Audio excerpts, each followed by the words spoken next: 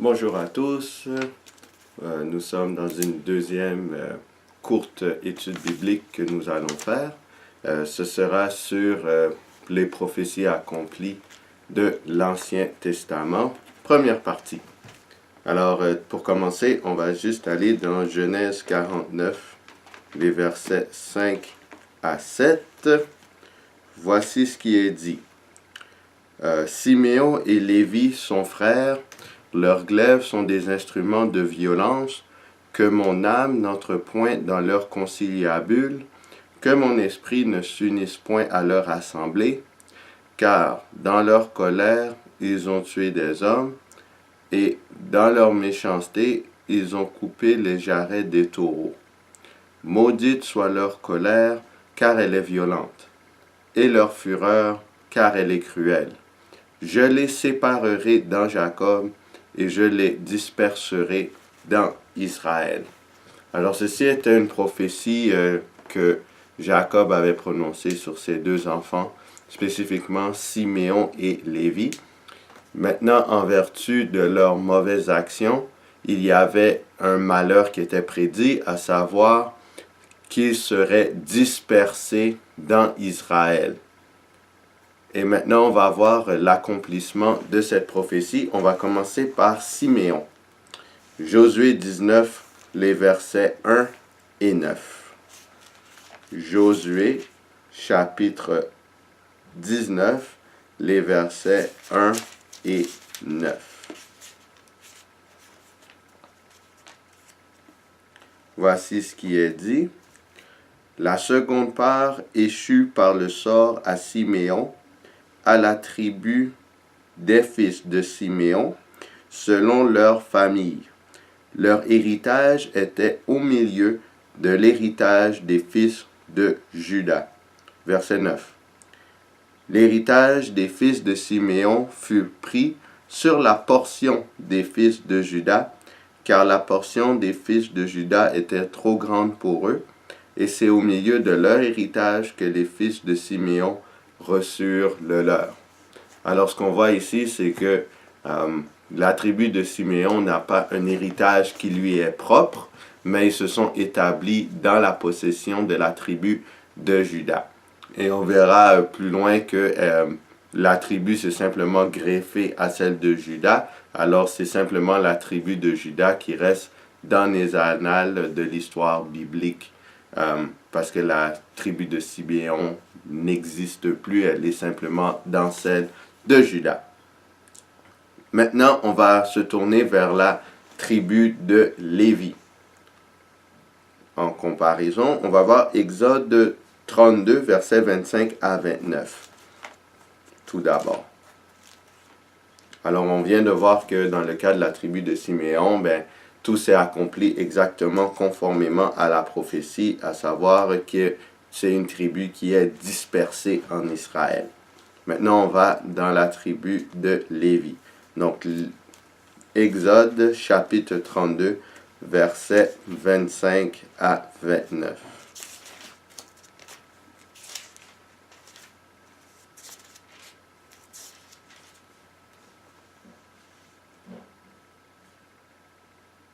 Ok, voici ce qui est dit. Moïse vit que le peuple était livré au désordre et qu'Aaron l'avait laissé dans le désordre, exposé à l'opprobre parmi ses ennemis. Moïse se plaça à la porte du camp et dit, « À moi ceux qui sont pour l'Éternel. » Et tous les enfants de Lévi s'assemblèrent auprès de lui. Il leur dit, « Ainsi parle l'Éternel, le Dieu d'Israël, que chacun de vous mette son épée au côté, traversez et parcourez le camp d'une porte à l'autre, et que chacun tue son frère, son parent. » Les enfants de Lévi firent ce qu'ordonnait Moïse, et environ 3000 hommes parmi le peuple périrent en cette journée. Moïse dit, « Consacrez-vous aujourd'hui à l'Éternel, même en sacrifiant votre fils et votre frère, afin qu'il vous accorde aujourd'hui une bénédiction. » Alors, ce qu'on voit ici, c'est que dans l'épisode du veau d'or, c'était les Lévites qui avaient été fidèles à l'Éternel en ne prenant pas part à ce geste d'idolâtrie publique.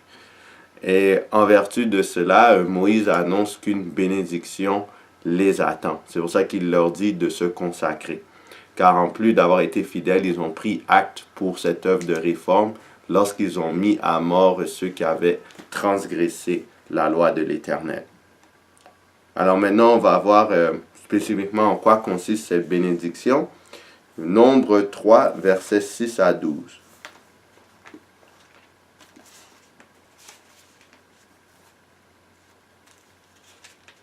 Nombre, chapitre 3, versets 6 à 12. Voici ce qui est dit. « Fais approcher la tribu de Lévi, et tu la placeras devant le sacrificateur Aaron, pour qu'elle soit à son service. Ils auront le soin de ce qui est remis à sa garde et à la garde de toute l'assemblée, devant la tente d'assignation. Ils feront le service du tabernacle. Ils auront le soin de tous les ustensiles de la tente d'assignation et de ce qui est mis à la garde des enfants d'Israël. Ils feront le service du tabernacle. Tu donneras les Lévites à Aaron et à ses fils, et ils lui seront entièrement donnés de la part des enfants d'Israël. Tu établiras Aaron et ses fils pour qu'ils observent les fonctions de leur sacerdoce, et l'étranger qui y approchera sera puni de mort. L'Éternel parla à Moïse et dit, « Voici, j'ai pris les Lévites du milieu des enfants d'Israël à la place de tout premier-né, de tous les premiers-nés, des premiers-nés des enfants d'Israël, et les Lévites m'appartiendront. » Alors on voit maintenant la bénédiction qui est accordée, c'est spécifiquement que maintenant les Lévites appartiennent directement à l'Éternel de façon spéciale, vu qu'ils sont mis à part des autres tribus. Maintenant, qu'est-ce que cela implique? Il faut qu'on aille maintenant dans le même livre, au chapitre 18, les versets 23 et 24. Nombre, chapitre 18, versets 23 et 24, il est dit ceci. « Les Lévites feront le service de la tente d'assignation, et ils resteront chargés de leurs iniquités. Ils n'auront point de possession au milieu des enfants d'Israël. Ce sera une loi perpétuelle parmi vos descendants. Je donne comme possession aux Lévites les dîmes que les enfants d'Israël présenteront à l'Éternel par élévation. C'est pourquoi je dis à leur égard, ils n'auront point de possession au milieu des enfants d'Israël. » Alors on voit que Dieu annonce que les Lévites n'auraient pas de possession qui serait aussi dispersée au milieu des fils d'Israël. Cependant, dans leur cas, c'est en fait une bénédiction parce que leur héritage serait ce qui est offert en sacrifice ainsi que les dîmes que le peuple d'Israël donnerait. Et les Lévites auraient la grâce et le privilège de pouvoir être au service de l'Éternel, être au service des sacrificateurs. Et c'est ce qu'on va voir comme confirmation dans Josué 13, versets 14 et 33.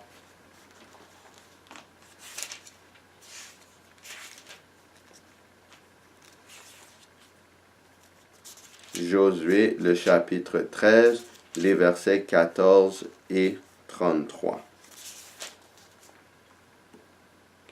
Voici ce qui est dit. La tribu de Lévi fut la seule à laquelle Moïse ne donna point d'héritage. Les sacrifices consumés par le feu devant l'Éternel, le Dieu d'Israël, tel fut son héritage, comme il le lui avait dit. Verset 33. Moïse ne donna point d'héritage à la tribu de Lévi. L'Éternel, le Dieu d'Israël, tel fut son héritage, comme il le lui avait dit.